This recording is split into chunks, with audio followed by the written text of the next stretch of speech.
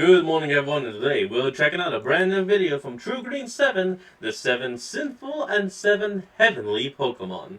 This, of course, is going to be based off the 7 deadly sins and the 7 heavenly virtues. That's 14 Pokemon, let's go! Hey guys, Ron here, and for years now I've been obsessed with creatures and characters that literally embody abstract concepts. I love it when a Pokemon is a literal manifestation of some kind of thing we're familiar with, like how Giratina represents the entire concept of antimatter, how Deoxys is a literal manifestation of DNA. Okay, hold on. Before we continue on, it actually has been disproven that Giratina is not the embodiment of antimatter, but the embodiment of gravity.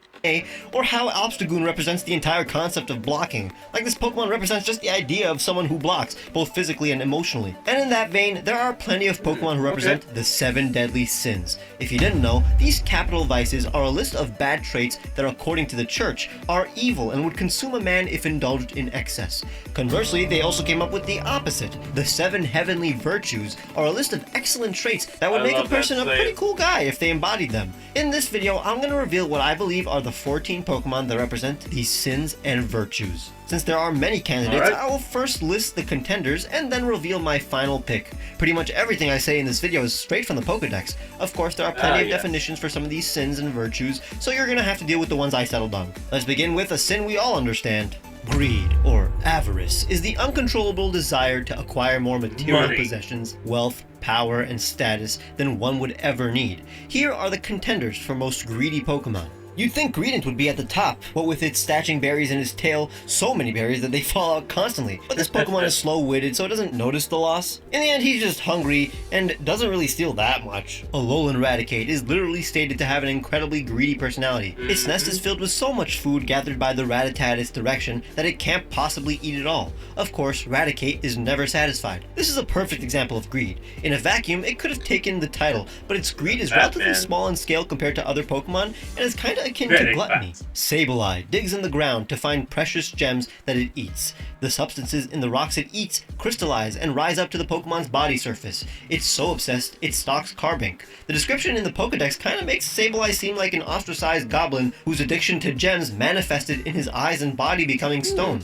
While it's a good example of a Pokemon's greed affecting its appearance, the gems are still its food source, so you can't blame him for being hungry. Gabite, on the other hand, simply loves sparkly things. It seeks treasures in caves and hoards the loot in its nest. It's so possessive over its hoard that when it finds a Sableye trying to catch a Carbink, Gabite becomes furiously angry and attacks the Sableye. That is a perfect example of greed, because Gabite doesn't need these gems, it's just greedy. Like Klefki, who likes collecting keys to the point that it will sneak into people's homes to steal their keys. Committing crimes in the name of your greed is pretty simple, but there's a chance Klefki eats these metals and who cares about a few stolen keys? The greed-enhancing powers of Pecharunt, on the other hand, kinda led to the deaths of others. Pecharunt fed its adopted parents binding mochi to garner their affection, which brought out their inner greed. Its parents began to make many requests of Pecharunt, who gave them what they requested to be showered with further affection. The couple eventually asked for a brilliant set of masks, which could only be found in Kitakami. Pecharunt left to obtain the masks, recruiting the Loyal Three to aid in its quest, ultimately leading to the death of Ogerpon's master and the Loyal Three. It's Pokemon's most compelling story of greed, but Pecharunt itself was simply trying to secure the affection of those it loved. It was misguided and lonely. That's why Hoopa is my pick for the greediest Pokemon. It gathers things that it likes and passes them through its loop to transport them to a secret place. In its unbound form, it possesses a huge amount of power. Legends of its avarice tell how it once carried off an entire castle to gain the treasure hidden within it. It's able to seize anything it desires with its 6 rings and 6 huge arms. It takes way more than it needs, purely out of greed. To offset the bad taste in our mouth, let's find out which Pokemon represents the opposite of greed. Charity, a virtue defined by one's love of their neighbor, who you selflessly give part of yourself to. It's basically kindness in the form of sharing what you have. So all these Pokemon give some kind of material object they possess to those in need. Blissey is a perfect example. This kind-hearted Pokemon nurses sick Pokemon back to health by sharing its nutritional egg until they are all better. It's a Pokemon that delivers happiness. Eating its egg is said to make one kind to everyone. This is an incredibly charitable Pokemon, but it's a pretty easy task, and there are multiple Pokemon who share the food they grow on their bodies. Dolliv shares its tasty, fresh-scented oil with others. This species has coexisted with humans since times long gone, and Arboliva is very compassionate. It will share its delicious, nutrient nutrient-rich oil with weakened Pokemon. Tropius allows children of the southern tropics to eat its fruit as snacks too. But it's not like it eats the fruit that grows on its neck, and it's not going out of its way to feed anyone. Galarian Slowking administers the potions it brews to weaken Pokemon it sees. Jirachi has the ability to grant any wish for just 1 week every 1,000 years. That's not the most charitable streak, but it can give more than the previous entries, despite the possibility that it's simply teleporting these gifts from other locations. The Lake Trio, on the other hand, literally gave humans their wisdom, emotions, and willpower. That's some huge charity, but it's not like the Lake Trio lost anything with this act. They were even created for this task and aren't truly acting out of the kindness of their hearts, but we'll never know. Landorus, on the other hand, actually wants to give to humanity. It even risked its own life to quell the forces of lightning and wind, to create energy to give nutrients to the soil and make the land abundant. It soars through the sky, bestowing plentiful harvest upon the land and earning the people's reverence. But in the end, it's not losing any of its own possessions in order to help out. The Pokemon I ended up choosing actually gets the short end of the stick. It loses what it has gained for the sake of charity. So the Pokemon who represents this virtue has to be Delibird. It carries the food it collects all day long. It has the habit of sharing food with people lost in mountains. There are many tales about lost people who were saved by the food it had. It's not just a one-off thing. It has a generous habit of sharing with people and Pokemon, so it's always scrounging around for more food. Even the harshest environments where food is scarce, this Pokemon risks its own life by being charitable. Sloth. I mean, I guess it makes sense. It's literally based off Santa. Now, Sloth, come on, that has to be slacking. Come on! Is the sin that is most difficult to define. It's not just laziness. It's not just the lack of power to do anything, because a person who physically does not have the power to act isn't necessarily lazy, just potentially powerless. So the winner of this title will have to be a Pokemon who has the power to act, but chooses not to. Tapu Bulu, the guardian deity of Ula Ula, is defined as a lazy Pokemon, but it still occasionally performs its duties. Drizzile is highly intelligent, but also very lazy, since it keeps its enemies out of its territory by laying traps everywhere, and avoids exerting too much energy. Slowpoke classically lazes vacantly near water. If something bites its tail, it won't even notice for a whole day. I think this is more of a physical and mental problem than Slowpoke choosing to loaf around. Musharna, on the other hand, isn't slow in the brain, yet it drowses in dreams all the time, and becomes terribly grumpy when freshly roused from its sleep. However, Komala takes the cake when it comes to sleep. It's born asleep and dies asleep. All its movements are apparently no more than a result of it tossing and turning in its sleep. But this is again a physical issue since the leaves it feeds on contain a potent poison that slows down its metabolism when digested. Snorlax could have easily won this round. It doesn't do anything other than eat and sleep. The game describes it as very lazy. You'll notice that the bulkier it gets, the more slothful it becomes. That's because the incredible amount of food it intakes is what makes it lethargic. When prompted to make a serious effort though, it apparently displays awesome power. It is more gluttonous than it is slothful. Food and battle motivates it to act. That's why I believe the Pokemon that most embodies sloth is the sloth. Slacking, the world's laziest Pokemon. It isn't in a food coma when it's loafing around like Snorlax, it's just extremely lazy to the point that it doesn't give more than half of its attention when battling, despite it being stronger than any of the slothful Pokemon I just mentioned. Diligence is the opposite of sloth, characterized by careful and persistent work or effort. There are plenty of Pokemon who work for the sake of doing a good job. The prize will go to those who stand to gain the least from their work. Sceptile raises the trees in a forest with loving care, but I guess that's more like taking care of your own home. Bibarel busily build their nests by damming streams with bark and mud. It is known as an industrious worker, but again, it's building a home for itself. It's good work, but not for the sake of simply working. Combi busily carries sweet floral honey to Vespiquen. It ceaselessly gathers nectar from sunrise to sunset, all for the sake of Vespiquen and the swarm. It's doing all of this for its family, which is definitely noble and diligent, but Vespiquen's pheromones are partially responsible. Patchrat doesn't need any pheromones to be compelled to keep watch for days in order to protect its family. Sock and Mienfoo seclude themselves in mountains and train without sleeping. It's the literal opposite of sloth, but it's for the sake of their training and doesn't really help others. Sigilif were once guardians of an ancient city, yet still fly the same route while keeping watch for invaders at all times. That's a pretty good work ethic, but the fact that this job is now unproductive because the ancient civilization does not exist is kind of sus. Minccino are always sweeping and dusting, using their tails as brooms. It can be helpful, but its focus on spotlessness can make cleaning more of a hassle. The Pokedex says that Quaxwell is hardworking and observes people and Pokemon in order to incorporate their movement into its own dance routines. Similarly, Brionne practices diligently until he can learn a new move that it has discovered. Slowking undertakes research every day in an effort to solve the mysteries of the world. However, this Pokemon apparently forgets everything it has learned if the shelter on its head comes off. But the final three are the real heavy hitters. Mudsdale can trudge mountain roads without rest for 3 days and 3 nights, all while dragging a 10-ton load. It has so much stamina that it could carry 10 tons across the Galar region without rest or sleep. But all this could be super easy for this absolute unit. Indeedee act as valet for those they serve, looking after their every need. They never leave their trainer's side and diligently take care of people and other Pokemon. It could have easily won, but there is one Pokemon who willingly does grueling work for the sake of work.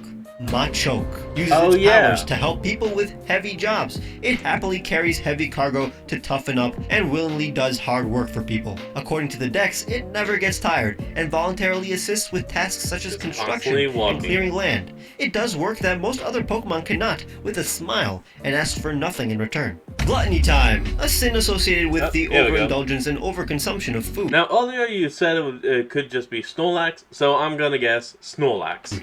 Swalot's a good first example since it swallows anything whole. Once the prey is weakened, this Pokemon gulps it down whole with its cavernous mouth. It's textbook gluttony, but it's not eating all the time like our later entries. Dondozo is a glutton, but it's bad at getting food. It teams up with Tatsugiri to catch prey. Whiscash will eat anything, if it is alive. And Alolan Muck, while unexpectedly quiet and friendly, will smash its trainer's furnishings and eat up the fragments if not fed trash for a while. It's a rare case though. But Morpeko is a ripe candidate. If it isn't constantly eating the seeds it keeps in its pockets, it will get hungry immediately. Until its anger is appeased, it gets up to all manners of evil deeds. But Snorlax is obviously above Morpeko in the gluttony department. In the age of Hisui, it would appear so I guess he's not gonna be the gluttonous Pokemon. In villages without warning and devour the entirety of their rice granaries. While its belly is full, it becomes too lethargic to even lift a finger. It will eat anything, even if the food happens to be a little moldy. It never gets an upset stomach. Snorlax could have won the title if in Generation 7 Game Freak didn't create the literal embodiment of gluttony. Guzzlord. It has gobbled mountains and swallowed whole buildings, according to reports. It appears to be eating constantly. It is always devouring something. It is a Pokemon with a black hole for a stomach after all. It's the most obvious answer for any of these sins. Temperance is gluttony's opposite, a virtue used to define moderation and, most importantly, self-restraint. Many Pokemon are good at controlling themselves, but only a few go to extremes in order to temper their powers. Here are those 4. Flamigo apparently ties the base of its neck into a knot so that the energy stored in its belly does not escape from its beak. Machoke's muscular body is so powerful, it must wear a downside though is that I'm telling you would use 2 Pokemon, use 2 Pokemon for the same, anything. Or saving belt to be able to regulate its motions. That's straight from the Pokedex. Without it, this Pokemon would be unstoppable. Meditite undertakes rigorous mental training. However, this Pokemon always loses its concentration and focus. As a result, its training never ends. Unlike the previous gluttonous Pokemon, Meditite survives on just 1 berry a day. Minimal eating is another aspect of this Pokemon's training. Such restraint. But the winner of this contest is the only one that is in constant pain because of its self-imposed temperance. The restraint Pokemon, Esper. Its expression never changes. Behind that blank stare is an intense struggle to contain its devastating psychic power. There's enough psychic power in Esper to send a wrestler flying, so it keeps its ears covered to prevent the intense psychic power in its body from escaping. But it falls unconscious if this power builds too much. That's how dedicated this boy, nay, this man, is. Envy is next, the emotion that occurs when a person lacks another's quality, skill, achievement, or possessions. Bagon has a dream of one day soaring in the sky. Whenever it sees bird Pokemon flying through the sky, it becomes envious and smashes its surroundings to bits with headbutts. That's how desperate it is to possess their flight. Bayonet is walking vengeance, clearly envious of the love their former master is giving their new doll. But this is more of my own diagnosis than outlined in the Pokedex, which simply states that it searches for the children that threw them away, whom they bear a grudge on. Mimikyu wears a rag fashioned into a Pikachu costume in an effort to look less scary. Unfortunately, the costume only makes it creepier and intensifies the envy Mimikyu has towards Pikachu and the love it receives. But again, this potential envy, while strong, is my own theory. So the Pokemon embodiment of envy must go to Chi-Yu. a Pokemon who was Really born now? from the jealousy of others. According to the Pokedex, the envy accumulated within curved beads that sparked multiple conflicts has clad itself in fire and became a Pokemon. Can't argue with that. The opposite of envy is kindness. Instead of wishing to have what others have, the following Pokemon wish and bestow good on others. How is this different from charity? Okay. Well, while charity was about giving one's own possessions to others, kindness is more about assistance to others through labor or action, instead of food or money, especially without any reward in return. Lapras is a gentle soul that can ferry people across the sea on its back. It likes to ferry people on its back. It doesn't ask for payment. Golduck will sometimes rescue people from wrecked ships, and Floatzel assists in the rescues of drowning people.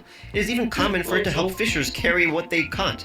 But Dragonite is said to constantly fly over the immense seas and rescue drowning people. But how about Pokemon who aren't only kind in extreme cases? Absol warns others of impending danger and also protects fields. Milotic is said to arise from the depths of lakes to calm violent hearts, and Shaman can dissolve toxins in the air to instantly transform ruined lands into a lush field of flowers. Shaman appears and covers the withered land with flowers, but possibly only when people pray to it. It's kinda similar to Togekiss, who, yeah, visits peaceful regions and brings them gifts of kindness and sweet blessings, but it will never appear where there is strife. You know, when people actually need help. Gardevoir, on the other hand, will try to guard its trusted trainer with its life. It will dedicate itself to defending a master it has come to adore. If this trait was offered to all people, Gardevoir would have been the #1 pick, like how Alomomola gently holds injured and weak Pokemon in its fins, as its special membrane heals their wounds. When they find a wounded Pokemon, they embrace it and bring it to shore. Palafin could have been our top contender. It changes appearance if it hears its allies calling for help.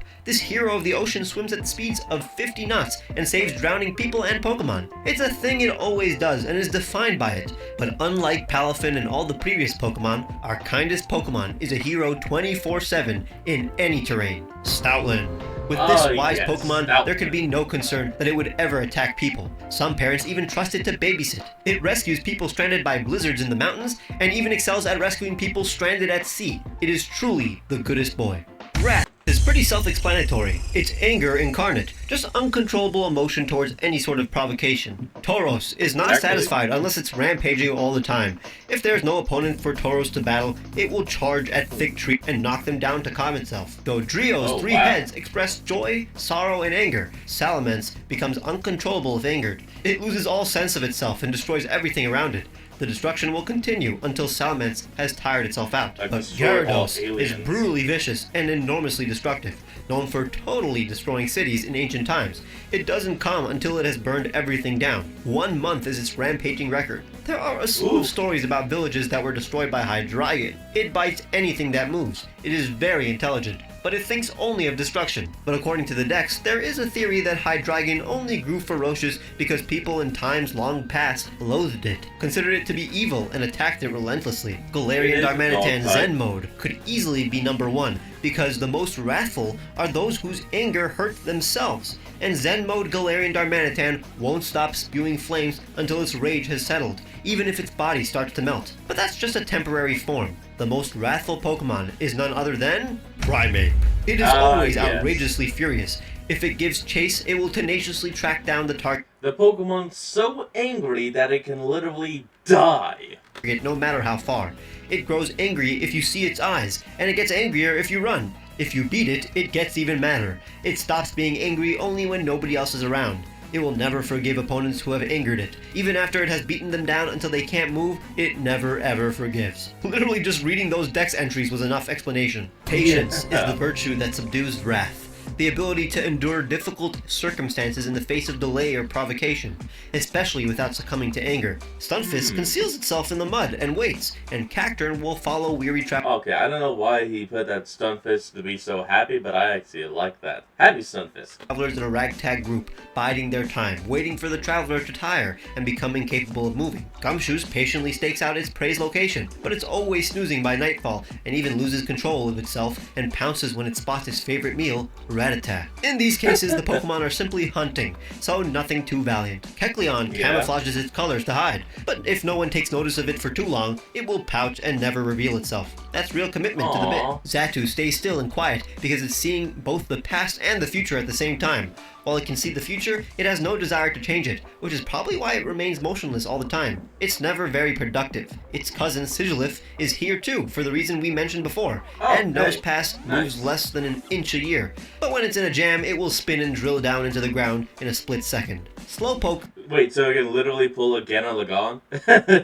Sorry, I like that anime. is Slowpoke. No explanation. But it too is just fishing for food. It's not really thinking about anything. However, Slowking, whatever the situation, remains calm and collected. That's a pretty good representation of this virtue. Hitmonchan has an indomitable spirit and will never give up in the face of adversity. Another valiant effort. Patch Rat also maintains a constant watch of their nest. They feel insecure without a lookout. But you may be surprised to know that Wobbuffet, the patient Pokemon, is not our winner. If 2 or more Wobbuffet meet, they will turn competitive and try to outdo the other's endurance. Wobbuffet does nothing but endure attacks. It won't attack on its own. That is the embodiment of patience. However, it won't endure an attack on its tail. When that happens, the Pokemon will try to take the foe with it, using Destiny Bond. The leading theory is that the tail is the true Wobbuffet, and the rest is a decoy. So when its real body is being put to the test, it isn't patient. That's why the most patient Pokemon is Meditite. It undertakes rigorous mental training deep in the mountains. Even though this Pokemon always loses its concentration and focus,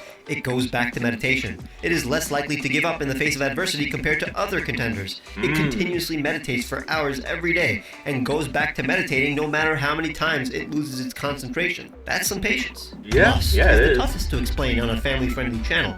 Without beating around the bush, it's intense. Alright, now this one has gotta be Salazzle. I mean, for crying out loud, it releases pheromones that can get every kind of Pokemon to submit to it. Sexual desire to the point of harm to both self or others. Some of you might want Lopunny, but while it's based on a very lewd symbol and trope, there's nothing lascivious about it. It's just drawn that way. Luvdisc is a different case. During the spawning season, countless Luvdiscs congregate at coral reefs, turning the waters pink. If a Luvdisc is left on its own, it becomes despondent, leaving itself open to attack. But this is relatively normal outside of lust. Vespiquen, however, houses its colony in the cells within its body, and releases various pheromones to make those grubs do its bidding. All these combi are its children and mates. That's how bees work. But are there any Pokemon who are actually attracted to others outside of simply reproducing? Frostlass could have won, since it's the only Pokemon I know that is attracted to humans. Legends in snowy regions say that a woman who was lost on an icy mountain was reborn as Frostlass. Its favorite food is frozen souls. When it finds humans or Pokemon it likes, it freezes them and takes them to its chilly den, where they become decorations. It only goes after men it thinks are handsome. If Frostlass was taking it further, it would have been an easy win, but it just eats. Oh man, imagine that punch to the self-confidence. Go out to the mountains in a blizzard on purpose to find a Frostlass. It finds you, it possibly freezes you. You wake up at the base of the mountain, and no one believes you saw a Frostlass. Ouch. Eats and uses those handsome men as decorations. Nothing more. At least for now. That's why the Pokemon who represents lust is Salazzle. Salandit could have been here for being the biggest simps in the franchise, but Salazzle forces the Salandit it has attracted with its pheromones to serve it. Salazzle, however, takes the cake because it creates a reverse harem of male Salandit that it lives with. If this wasn't a children's game, the Pokedex would have gone into further detail. But for now, Salazzle is as close as we get. The opposite of lust, chastity, is even harder to find in this family-friendly franchise, since why in the world would the Dex describe which Pokemon are willingly celibate? You can say like Feebas, but that's just because it's ugly. It doesn't want to be alone. Illumise is a surprise contender, since you'd think it would do the deed with its counterpart Volbeat. But with its sweet, Volbeat-attracting aroma, it guides Volbeat to draw signs with light in the night sky. Once the Volbeat have gathered, Illumise leads the lit-up swarm in drawing geometric designs on the canvas of the night sky. It's basically a competition among Illumise to make art in the sky. For all I know, the Volbeat go home after the performance. But we all know that's probably not the case. So Heatran is our real first candidate. It's an asexual king, a gendered Pokemon that can't breed. But the award for most chaste Pokemon goes to God himself, Arceus. Really? There's nothing that represents chastity more than immaculate conception. And Arceus is able to produce an egg without breeding. It has no desire to reproduce, yet can, alone. And finally, the deadliest sin of all. Pride. The quality of having an excessive high opinion of oneself to the point that one sees everyone as inferior. According to the Dex,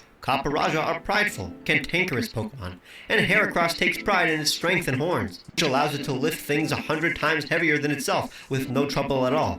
You gotta be They are proud mostly of that tame levels strength. of pride. Galarian Rapidash is brave and prideful as well, and Serena shows off by kicking its defeated foes, laughing boisterously. It's proud and aggressive, but will instantly become calm if someone touches the crown on its calyx. Buzzwole constantly Wait, what? You touch its crown and suddenly it's relaxed?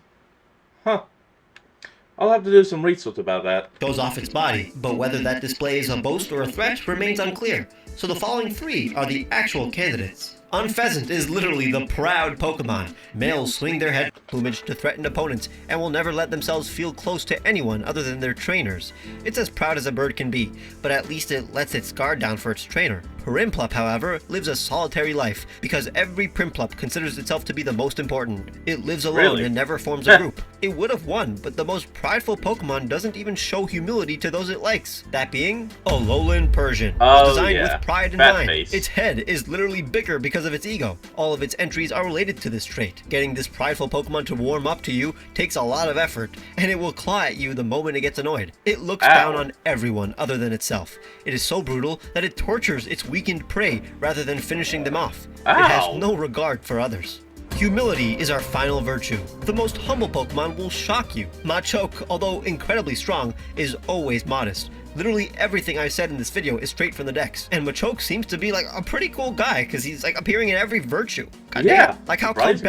Cobalion, from the moment it's born, radiates the air of a leader. Its presence will calm even vicious foes. Yet despite its status, it worked with its allies to punish people when they hurt Pokemon. Calyrex, according to lore, shows no mercy for those who gets in its way, yet it would heal its Ooh. opponent's wounds after battle. Despite it having the intelligence and power to rule, Calyrex is a merciful Pokemon, capable of providing healing and blessings, a king that is truly for the people. But the most humble are sometimes those that do their good deeds anonymously. Palafin changes its appearance if it hears its allies calling for help. Palafin will never show anybody its moment of transformation. A true hero does not look for recognition or praise, but the most humble Pokemon is the one who not only isn't praised for its noble deeds, but actually continues to save others despite being shunned by humanity. Oh, Let's yeah? finally honor the most humble Pokemon, Absol. Every Oh, time Absol yeah. appears before people, it is followed by a disaster, such as an earthquake or a tidal wave. As a result, it came to be known as the Disaster Pokemon. It was mistaken as a Doombringer, which fed a hatred of it. It was driven deep into the mountains. In actuality, this Pokemon possesses a calm poor disposition doggo. and warns people of any crisis that loom. It protects fields, dislikes conflict, and warns people of disaster,